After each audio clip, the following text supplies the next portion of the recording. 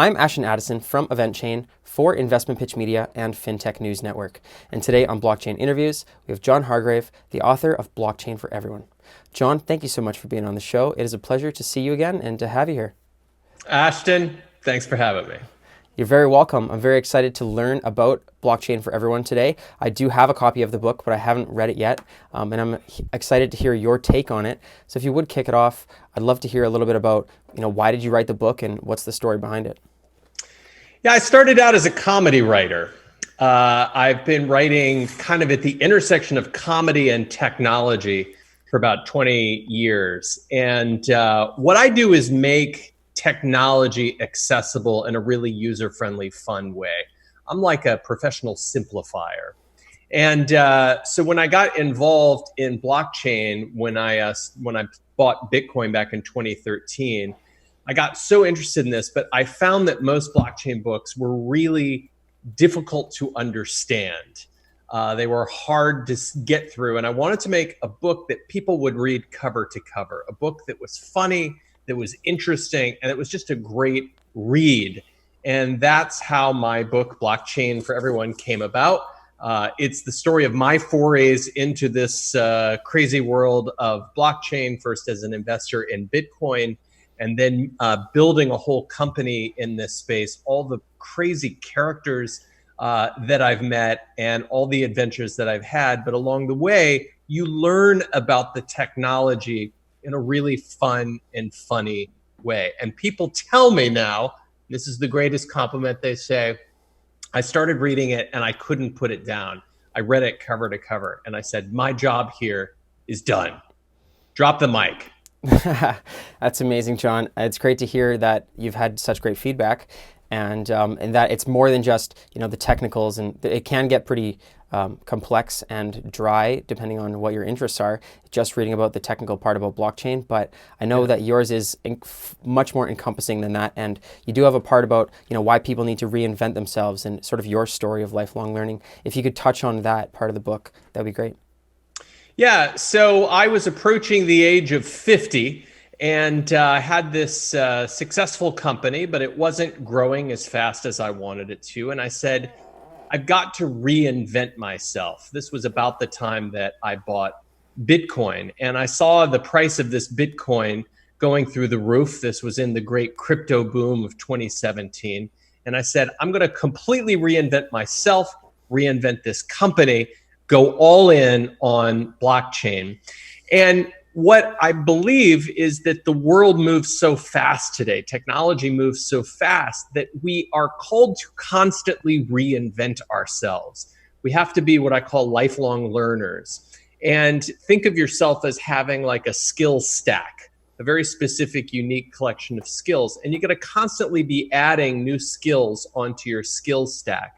So as I did that with blockchain, as I really immersed myself in this new technology and started to learn about it and started to build a business around it, what I found was that I was personally reinventing myself. So this reinvention, it's really a story about personal reinvention. This micro story is kind of a snapshot of the larger story of reinvention, of how blockchain is reinventing our global financial and economic system. So our little picture here, our little story that you read about in the book, is really a microcosm of the macrocosm of reinvention that's going on in blockchain. And that's really exciting. That's very exciting. And it seems like the book is doing very well right now, and congrats to all the success. It is. Thank you. It has a perfect 5-star rating on Amazon. It's an Audible bestseller, and I'm just so proud of it. Thank you. That's awesome. And but things weren't always good, and I think you touch on that in the book as well. There's been some dark hours along this journey, and maybe you could reflect back on those times when things were their darkest. Yeah. So as I said, we went all in on blockchain in 2017, which, as you know, was the great crypto boom. And then in 2018, everything started to tank, and it turned into what we now call the great crypto winter. And they were dark days, Ashton. It was very, very difficult because suddenly we went from this boom time when everybody was making money to this very bust kind of market cycle where it was tough to make money. And what we learned in that space, and what I personally learned, was the fortitude, the resilience, the courage, all the personal qualities that we're called on to draw upon in these times of great difficulty. And in the book, I talk about not only how we made it through from a business perspective and from a crypto investing perspective, but how we made it through from a human perspective, how we kind of steeled ourselves for that very difficult downturn in market cycle. Now, what I believe is those of us who survived, those of us who've made it all the way through the boom and the bust of this crypto market, we are the survivors, and we are leading. We have earned the right to lead. We've earned the right to lead. And you, Ashton, you've been here through it all. And you also, you're a real leader in this space because you have stuck with it. Despite the market cycles, the up and downs, you believe in it long term.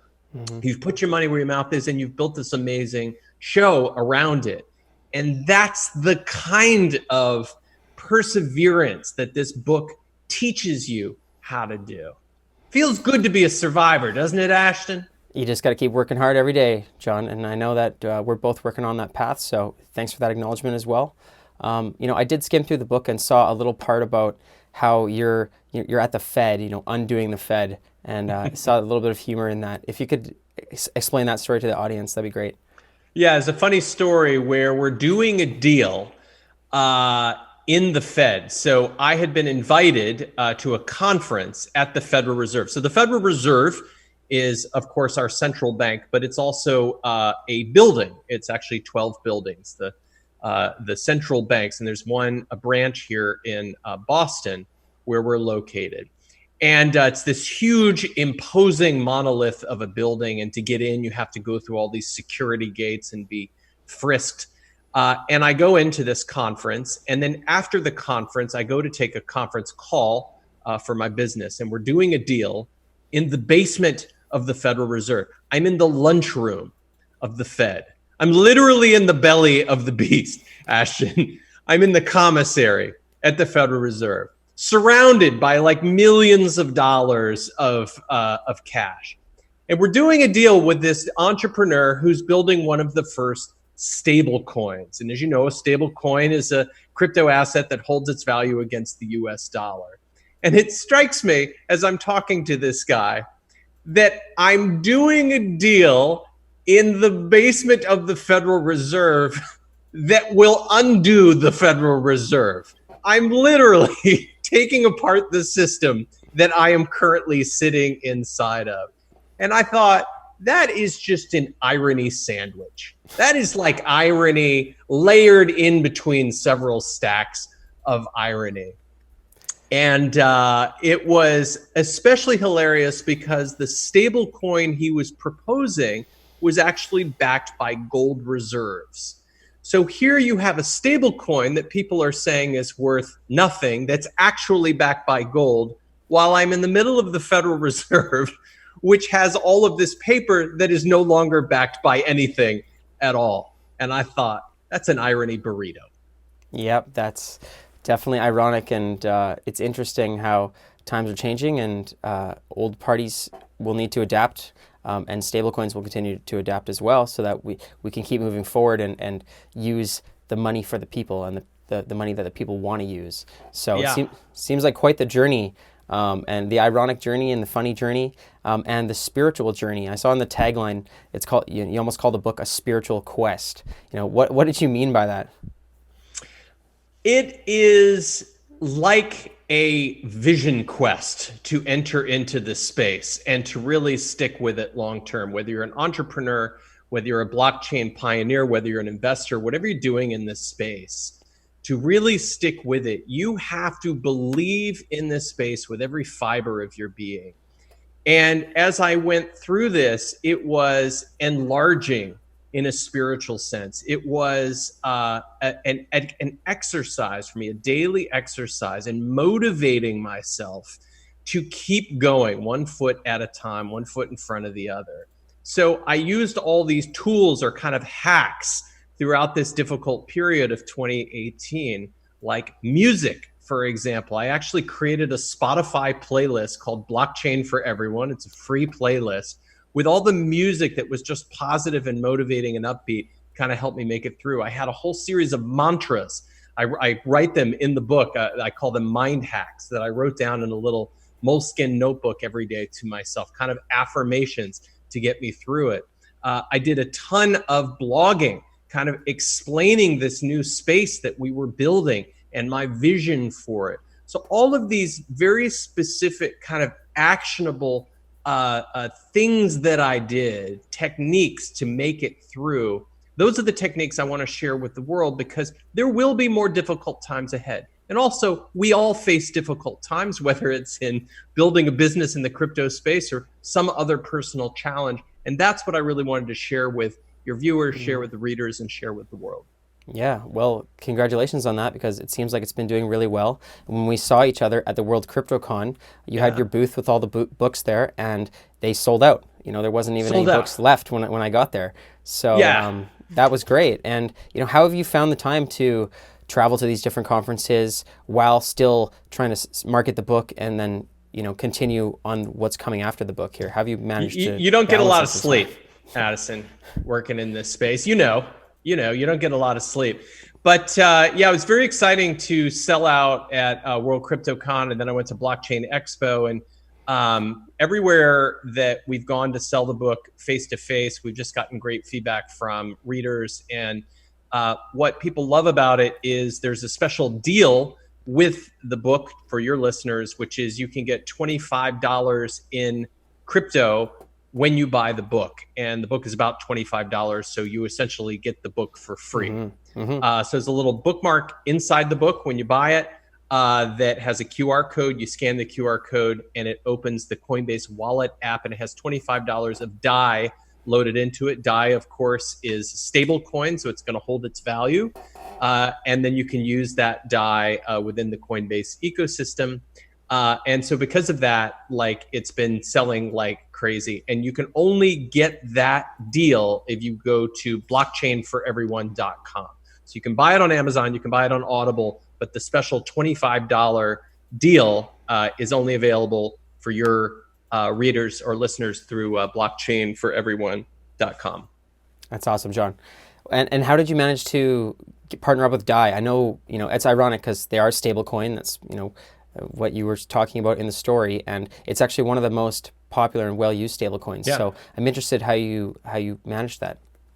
Yeah, it's a funny story. When I pitched the book to Simon & Schuster, my publisher, I said, wouldn't it be cool if when people bought the book, they could get $25 worth of Bitcoin?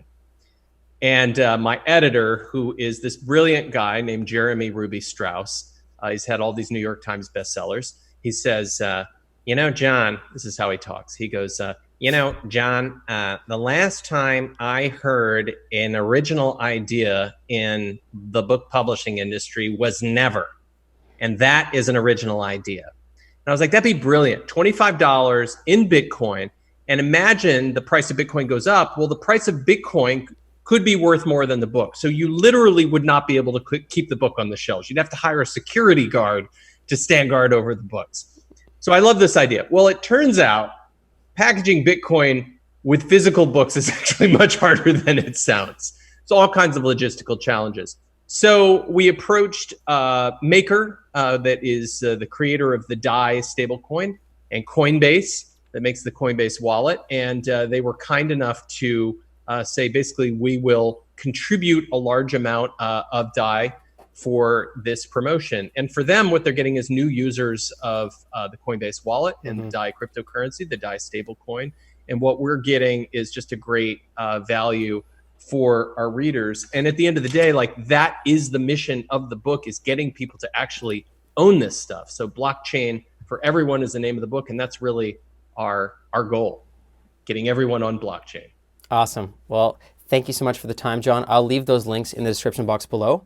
And that's all the time that we have for the interview, unfortunately, but it's been a pleasure hearing about your story, hearing about the book, and I'm looking forward to seeing you around at the next conference. And let's follow up in the near future to hear about this, the future success of Blockchain for Everyone. So thank you. Ashton, keep up the great work.